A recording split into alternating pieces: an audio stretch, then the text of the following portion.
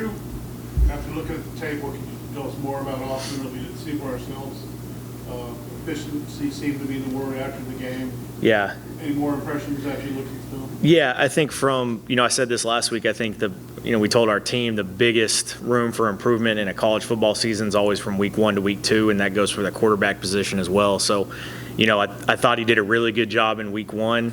Some of the things that we touched on as far as you kind of said it, efficiency, completing more footballs and not taking some of those deep shots when we got stuff open, intermediately and kind of as layoff throws. And I think he did a better job of that this week, finding some of those throws and keeping us on schedule early in the down. So really, really efficient day for him, and was really proud of the way he played and with the the way the game was going, did some really good things with the football, protecting it, not taking sacks, and then took his shots when he needed to. So, again, going to have to take another step this week, not only him, but the whole offensive group, and we needed to get another week better, that's for sure. Now, you played most of this past game without what would have been your top 3 receivers preseason. Obviously some other guys stepped up for you, but does it just show the depth of that group?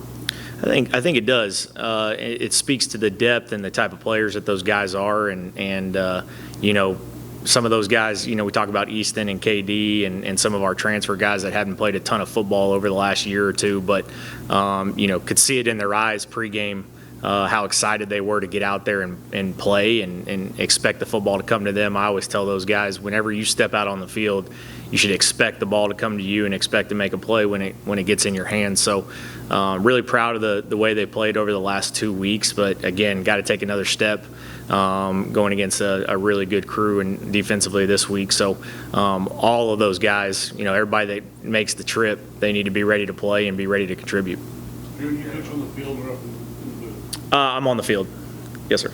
A game like this, communication would involve the noise factor, that kind of thing. Yeah. Offensively, who are you communicating with in the booth? Well, we kind of split our staff up in a way where we're getting a ton of communication, not only from our, on the field coaches, but our GAs and guys that are charting for us and things like that. So, I always felt it was from an offensive standpoint, calling the plays, coaching the quarterback, I always felt it was important for me to be on the field to be able to communicate with him, look in his eyes and see how he's playing from that viewpoint, and again for the whole offensive unit, get the feel for how the game's going and get a feel for how they're doing. But we've got great communication amongst our staff and our offensive staff, especially about what we see and what we like and what we don't like. So there's constant communication about what's going on and trying to get to the best situations we can. But I like being down on the field just to feel the energy and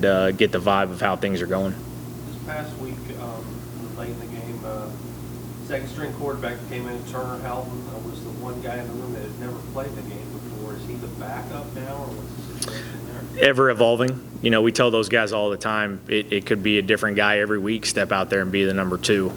I thought Turner had a really good week of practice in the limited amount of reps that he got. He deserved to go out there and play and played well, in the drive that he had. But he's not guaranteed another drive. We're going to get out there and mix it up this week with some different quarterbacks. But, it's like I said last week, I think the most important position for competition that kind of breeds into a whole team, and especially within the offense, is quarterback. So if that room is ever evolving and always trying to take the next step and all those guys trying to get better, I think that helps with your team and helps with your offense. So when our skill guys and our O-linemen are seeing that competition going on all the time, I think it helps. So we'll see who trots out there, but we're expecting to play a full 60 minutes, and no matter who's out there, we expect those guys to make plays. You guys have got to deal with a lot of injuries at the top of the receiving chart. Do you feel like these past 2 weeks with the depth that back out to play, you said it hasn't played in years past, do you feel like that's kind of prepared them to be able to go in if they need to this week at Ohio State? Yeah, I think so. These guys have worked a long time. Some of these guys that redshirted last year that are just now stepping in and playing, they played a ton of football in their lives, so it's not like they're new to the game or anything like that. But we have a bunch of really confident skill guys, really confident linemen, confident quarterback.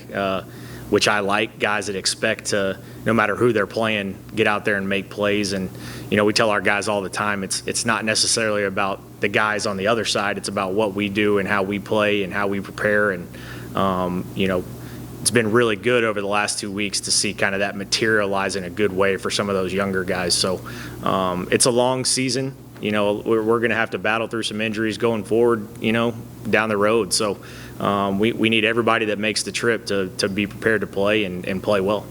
Drew, to piggyback on Jeff's question, I noticed the flip cards that had alphabetical rather than numerical. The depth chart is not on the flip cards. Yeah. So far. Is that something that you guys kind of like and we keep by design, or is that an evolving thing too? I can't really speak to why that is, to be honest with you. Yeah. It might be a HBC thing, but I like it. Me personally, I don't ever want our guys to feel comfortable in a position of, they've arrived. Obviously we've got some guys on our team that have played a lot of football that have earned the right to go out there and start and play a lot of football. But I tell them complacency is a killer. If you're ever complacent in anything, football and life and your job and your marriage, it'll come back to haunt you. So I want them to feel like the competition is ongoing every single day, and they need to be strapped up, have their jaw set and prepared to win their job every single day. And if we do that as a team, we can be pretty good. So I like the fact that they don't ever know kind of what's going on, but it's a testament to them because I think they've taken it in stride and they understand kind of what we're expecting as coaches. And it kind of sounds like it's by design when you say that. Right, yeah.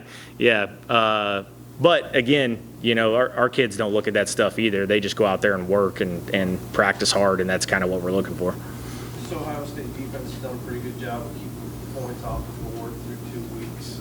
What do they do that's particularly problematic for you guys? Coach Knowles, their DC, I got a lot of respect for him. I've watched his defense for a few years now. I think they mix it up in the back end with some of their coverages and kind of how they line up. They'll show you one thing, get into another thing, but again, it's just playing really physical. I think defenses that run to the football, play really physical, play with a lot of energy. Like our defense, I think they make a lot of stuff happen, even though they might not be in the best position a lot of times, and these guys usually are, but, big, long, physical O-linemen. They got heavy-handed linebackers. They got long DBs that can run. It's a test every single week. You see those guys prepared and well coached. So, we're going to have to strap up, have our jaw set, and be prepared and well coached as well. So about the DBs that are, they're able to keep up receivers.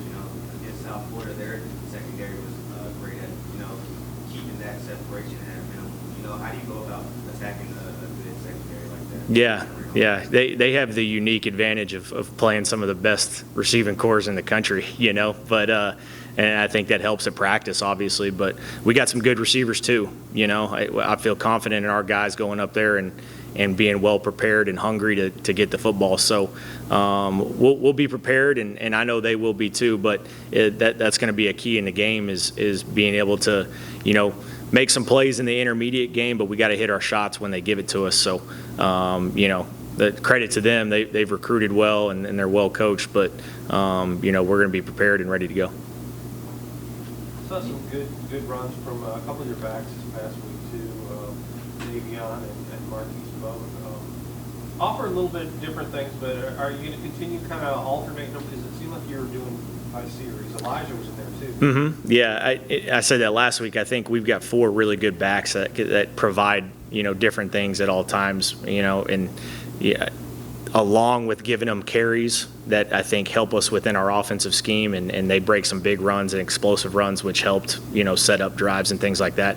We can throw them the football too. It's always important for me in terms of balance. We talked about this last week that it's guys touching the football, right? Again, we had another week of 11 different guys touched a football in the passing game, and some of those guys were our backs too. So if you can spread the football out, not only throwing it to them, but handing the ball off, I think that's important because that's a lot of ground those defenses have to cover. And if you can run them side to side move the back out and motion to them, throw them a football, things like that. That'll open some stuff up down the field too. But those guys are on a good rotation, and I think all of them expect to make plays when they get the ball in their hands, and have been really proud of them from what they've done the first 2 weeks. Anything else for Coach? Thank you, Coach. All right, thank you.